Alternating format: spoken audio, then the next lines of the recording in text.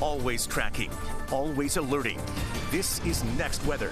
All right, everybody, a pattern that favors inland storms this week. And by inland, eventually what we'll mean is inland metros, right? So western areas of Broward and Dade County. I think tomorrow, action's still going to be mostly across the Everglades and then pushing to the west, but that's going to be our pattern setting up for this week. There is a disturbance coming in. It'll enhance the thunderstorms, but they're still going to fire mainly across the interior and western areas of Florida. We're going to stay hot and humid, no change there, but not unusually hot. It'll be about 90 degrees each afternoon. It'll feel closer to the low 100s. The humidity is going to be so high, and then we'll ramp up rain chances at 50%. Again, mainly for inland activity and not so much on the beach at all, with that east wind taking care of business there. Tuesday afternoon, just a few showers, lower rain chance for tomorrow, or the low west really in the next few days, and then the sea breeze kicks in a little bit slower and a little bit earlier as well on Wednesday, so we'll have showers and storms developing there and then continuing the march off towards the west. But even through the early part of the afternoon, we'll be on the wetter side, and then things will calm down.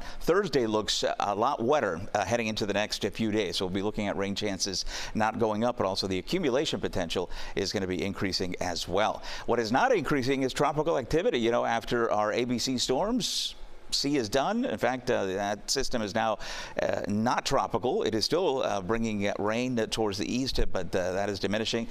Anyway, nothing to talk about here in the tropics for the next 7 to 14 days. I don't see anything even after we look at week 2, which is becoming more reliable as far as the forecast. So NHC's official is out a week and nothing there. July's pretty quiet, as I say all the time. It's August when we really start ramping things up. On the water tomorrow looks good. Waves not an issue, and the conditions for the boaters looking good. No alerts on either side, and that is going to give us light chop conditions going into the afternoon. As far as the wind speeds, right, upper 80s to around 90, feeling a lot hotter than the actual temperature, but the rain chances are going to start increasing, and that will tend to give us a little bit more room or less time in the heat, and that will begin on Thursday with coverage. Even though the storms will fire inland, even across the eastern metros, we'll get a little bit of that shade and a couple of isolated showers as well to keep us a bit more comfortable. Upper 80s to around 90 degrees, the actual thermometer reading heading into the upcoming weekend.